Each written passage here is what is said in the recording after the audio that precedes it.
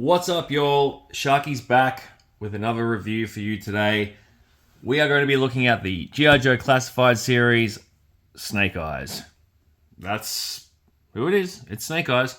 But for the sake of this exercise, I'm going to be referring to him as V4 Snake Eyes because, of course, he is based off this vintage figure right here. So, let's crack into it.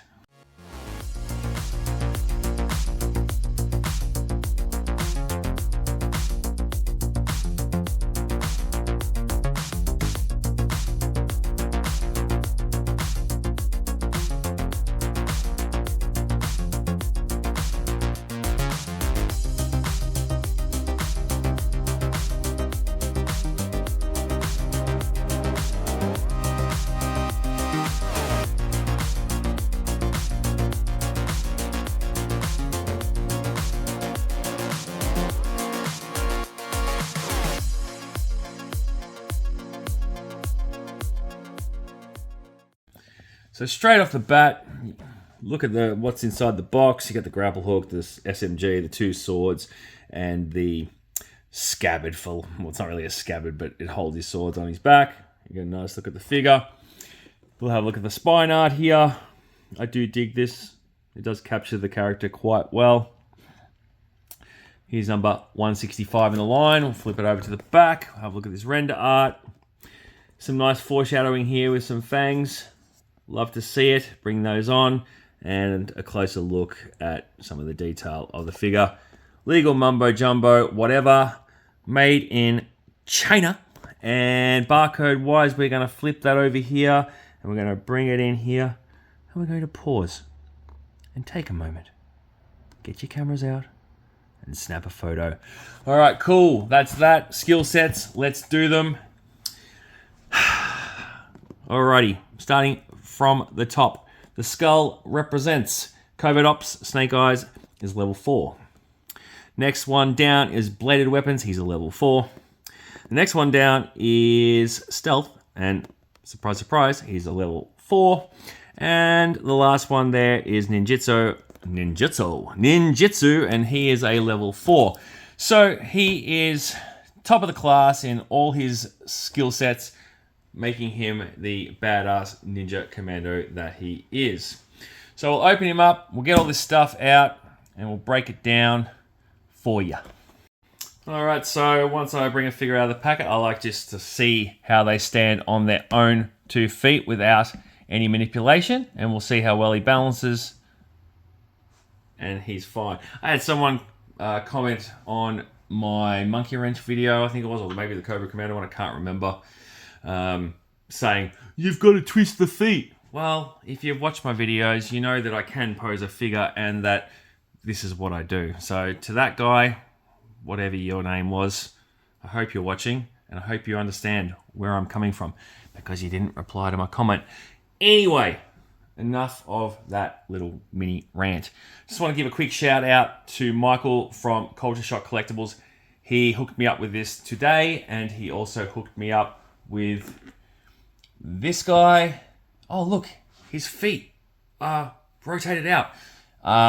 So you can check out his web store, check out his socials. He sells other stuff besides Joe's, obviously, but he does ship internationally. So I'll leave a link to his web store in the description of the video. So please feel free to go and check that out when you're done here. And if you're new to the channel, and you're discovering my content for the first time, welcome aboard. Where have you been? Some of you will know that I am privy to getting in stuff here that lands in Australia before it lands in other parts of the world. So if you're not subscribed, you're kind of going to miss out. But to those that are and are returning viewers, good to see you folks. All right, so that's the figure. We'll get back to him in a minute. Let's do these accessories because there's not a lot to get through. We'll start with the grappling hook. Now, I believe this would have come with the Arctic Storm Shadow from memory. It looks pretty much the same. It just has the rope attached around to it and no real point to fix it to the figure, I don't think. Now, of course, the original figure came with this ginormous spring-loaded weapon. And I believe that mine still works. So yeah, not included in this set, and I'm going to touch on that a bit later on. But for now, back to the accessories. You've seen this before if you've bought any of the Ninja figures in the line who come with this. I think there's probably at least 2 Snake Eyes or 2 or 3 that would have this part. And it's for holding the swords, as I mentioned. So let's have a look at those. Some nice detailing on here. It might be a bit, let's see if I can get it to focus a bit better on the sword. It's trying to take his face. You know what? Sit down, mate. Take a load off. There we go. That's better. So it's not blood, obviously. Like, it's just deco on the actual sword, but it kind of gives that effect. And I do like that. And, you know, of course, it harkens back to the original figure and the very brightly coloured sword that came with it. So, you know, they've muted that down, thank God. That was one of the, when they announced that this figure was going to be coming out, I was sincerely hoping that they would not give us the neon coloured accessories. And they didn't. So props to the design team for muting them. We'll have a look at the SMG. You would have seen this before. It's been included. I think it came with the Crimson Strike Team set and maybe a couple of others. I can't remember right now off the top of my head. You can remove the suppressor. There's a hole in there for a blast effect. And there is obviously a hole in the suppressor for the blast effect. This SMG does, you know, fit the vibe of the figure, I think. And it is definitely different to the original weapon, which I will show you now. But, you know, it does have some elements. They're both submachine guns, and this has a foregrip, so is that one. And this has a giant suppressor, and this has a smaller one. So, you know, they, although it is reuse, they have tried to stay in the same lane. So, props to them. And again, they muted it. Now, I'll just take a look at the vintage figure. I just want to make mention that this was designed by Kurt Groen in 1991, and upon release was somewhat polarizing, and I would dare say that it is arguably still a polarizing Snake Eyes. It is probably not in everyone's top 3, but I'm sure some people love it. I do dig it. You know, it's just different, but I like the fact that, you know, Kurt blended the ninja elements with the commando elements and sort of brought it into, you know, that time period with the tactical vest. And, you know, I even dig the bright mask. Like, the weapons can kick rocks, but I think it sort of pops, you know what I mean? And a little thing on here, it might be a bit hard to see, but let me see if I can... Excuse me, apologies for the coughing. It's a bit cold in this room tonight. It's winter here in Melbourne. So you might be able to see it there, but there is a kanji on his wrist shields, and there's kanji over here too. And when he designed the figure, Kurt put those on there, and it translates to long life and long longevity. So nice little Easter egg there for those of you who weren't aware, and we will have a look to see if Lenny & Co.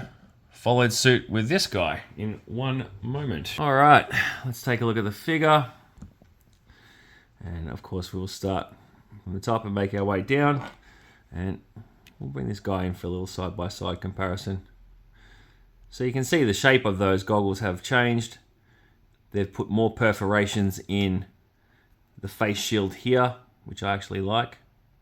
And I like the fact that they've sort of streamlined those, even if they kind of look like those glasses that some YouTubers wear thinking that they're funny. Anyway, articulation wise, let's see how he goes on that front. He's a ninja. You would expect that he is going to be quite... Ooh, that's a bit of a stiff arm there. Hang on a second. There we go. Just a bit crunchy. So yeah, T-pose is all good. Butterfly joints are operable. A little bit stiff, but that's okay. It's not a bad thing. Same on that side. No problems. He can look down a little bit. It doesn't stay down. And he can look up a little bit. The tack vest is kind of inhibiting that neck joint a bit, but yeah, I don't want to force it too much. All right, so having a look at the vest. I mean, it's a little basic. It's not anything over the top, but that's not necessarily a bad thing here. So let's bring Buggerlugs here in for comparison. And it's pretty close, isn't it? 1, 2, 3 pouches over here. I think there's 3 there. 1 there, 1 there, 1 there, 1 there, and a big one there. So pretty much replicated. What we have lost here a little bit is this kind of like, I guess, not chainmail, but that's the kind of effect it gives off. It is there, but it is a lot less noticeable. And I kind of prefer that more so, to be honest with you. Anyway, back to the articulation. This is not going to be a very solid ab crunch, I dare say, because of the vest. You can get down to about there. Click. Back. Oh gosh, he does not want to go back at all. So yeah, that's definitely impeding things here. So we're definitely not going to force that. I should point out that he has double pinless, and you will see that we have the kanji over here. Now, I'm not fluent in Japanese. Maybe one of my subscribers could confirm if this says exactly the same as the original figure, or if Lenny & Co. have switched things up, because there's the other one there and that. So it could be on one side long life and long longevity on the other. And sorry, folks, I'm just trying to bend that arm down. Let's have a look at it. And if that's the case, and they've popped that in there, then that's a cool nod to, you know, the original figure. He's definitely a bit crunchy in the arms, but he's okay. Wrist swivels are there. Yep. Forearms probably a little bit inhibited by the guards, but they do. Yep, you get them around there. It's not a problem. Yeah, he's just a bit stiff. It could be the cold weather in here too. Let's put it down to that, I'd say. Get that back to there.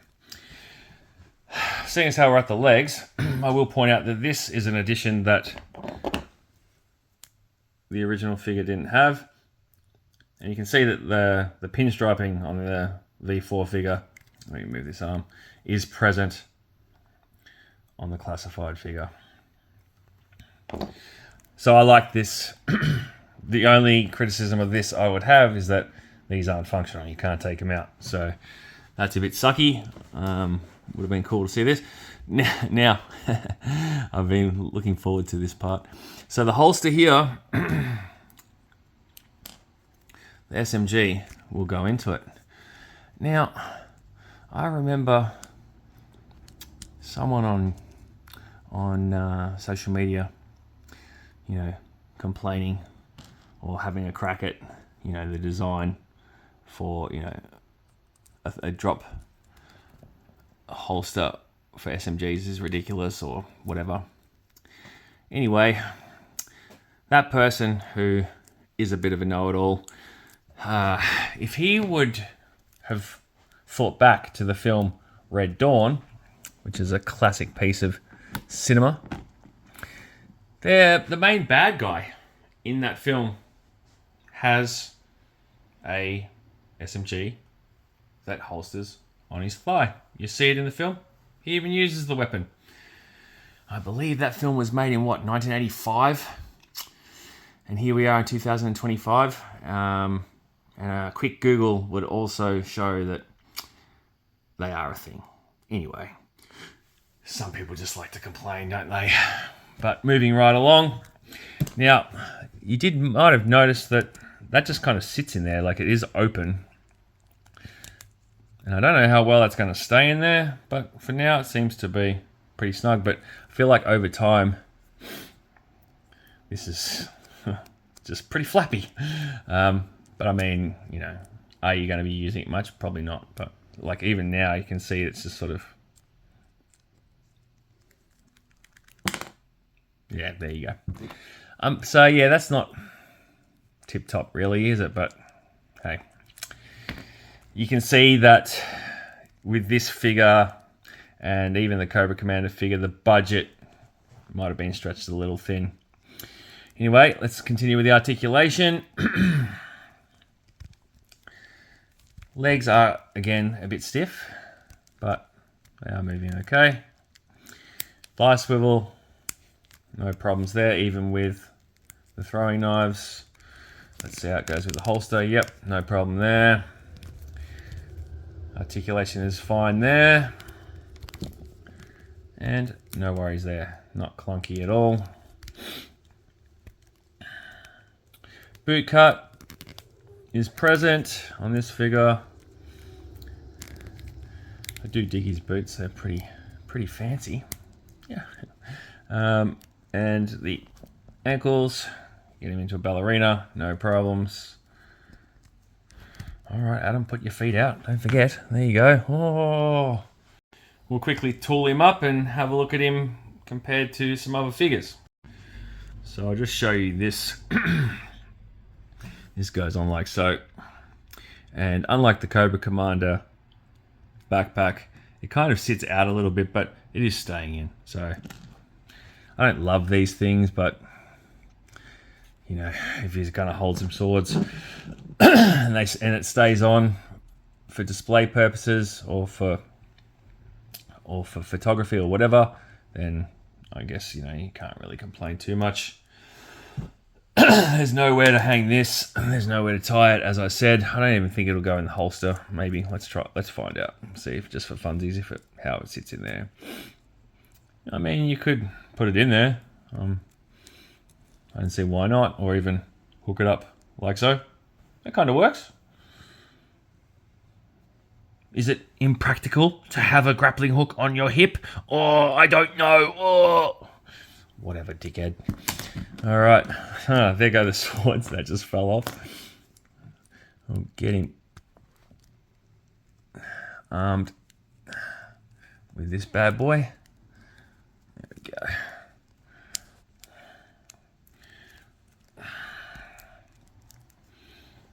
I mean, that looks pretty good, doesn't it? You're not going to sneeze at that. Let's put this thing back on. There you go. Pop this back in there.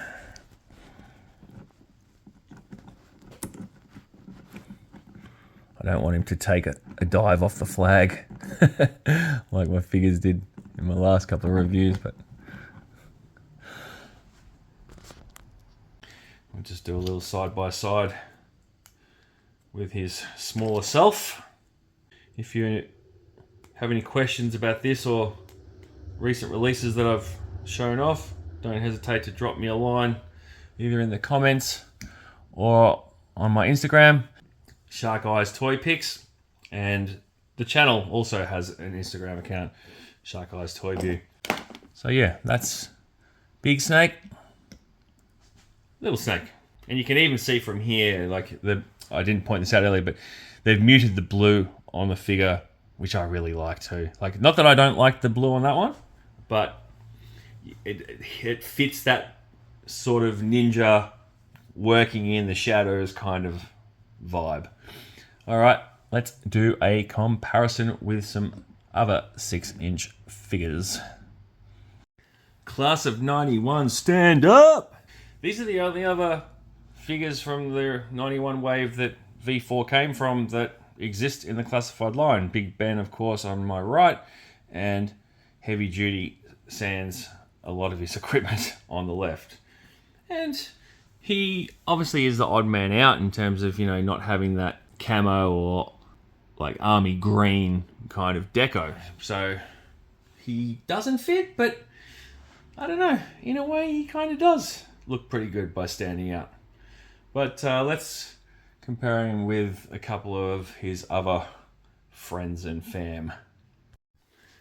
And here he is with his Lerp buddies, Storm Shadow and Stalker, of course. I wanted to mix it up, put the classified in with, the somewhat retro version, and, see how they sort of looked in contrast to this figure. And again, I think he fits well. Would it be better if I had an Arctic Stalker? Absolutely. Come on, Lenny and Tony. Come on. Give us Arctic Stalker, guys. But for the sake of this exercise, I think it's a pretty seamless fit. All right. That's the whack. So, final thoughts. It homages the V4 figure really well and expands upon it in terms of, muting different colors and, changing little highlights here and there, like I mentioned, with the mask and so on. Where it falls short, though, is it's, you don't get a lot of bang for your buck, and it's reuse, like, out the wazoo in terms of accessories. Now, you might call me crazy. You might be like, oh, that's stupid or whatever. But I kind of would have liked to have seen what the design team could have done with a grapple launcher. Now, these are made for kids, ages 4 and up. That's what it says on the box. Obviously, the main target audience isn't kids. So, I don't know if there's a way they can get around that. But, a backpack that wasn't as ostentatious as this, of course, but had a launching mechanism that you could tie off the grapple hook to, of course, like this had here. See that little hole there for the string? And then, that you could also perhaps slide the swords into instead of using this janky thing that keeps falling off. Now, when I posed this figure for this final sequence, I wanted to have him pulling the sword like out of the scabbard kind of look. And I couldn't get him to do it. This thing kept popping off. Like I had his hand on the sword and it just wasn't working. So, this is a bit outdated now and a bit cheap and nasty looking. So get rid of that. But yeah, that's the nuts and bolts of it really. I like the figure. I do like the figure. I think it looks better in hand than it did in the renders. And I think, if you're a Snake Eyes fan, you're of course going to want this. But, don't pass it up just because it's another Snake Eyes. You can trick this out, of course, like you can any figure, but, with some different weapons and stuff like that, he'll look pretty badass. So, yeah. Maybe, don't rush out and buy it straight away, but if you feel like it, of course, do so. But, we all have options and choices in life. Anyway, I'm going to wrap this up now. Thank you for watching. I hope you've enjoyed the review. Leave a comment below letting me know, your thoughts on the figure. Do you like the original, the V1? Would you have liked to see some different things? Did you want a grapple hook launcher? I don't know if you saw that, but I accidentally pressed it and it went flying. Do you like thigh holsters that could also hold grapple hooks? Let me know. I want to hear it. Thanks again. Take care. Say hi to your dogs for me, and I'll catch you on the next one.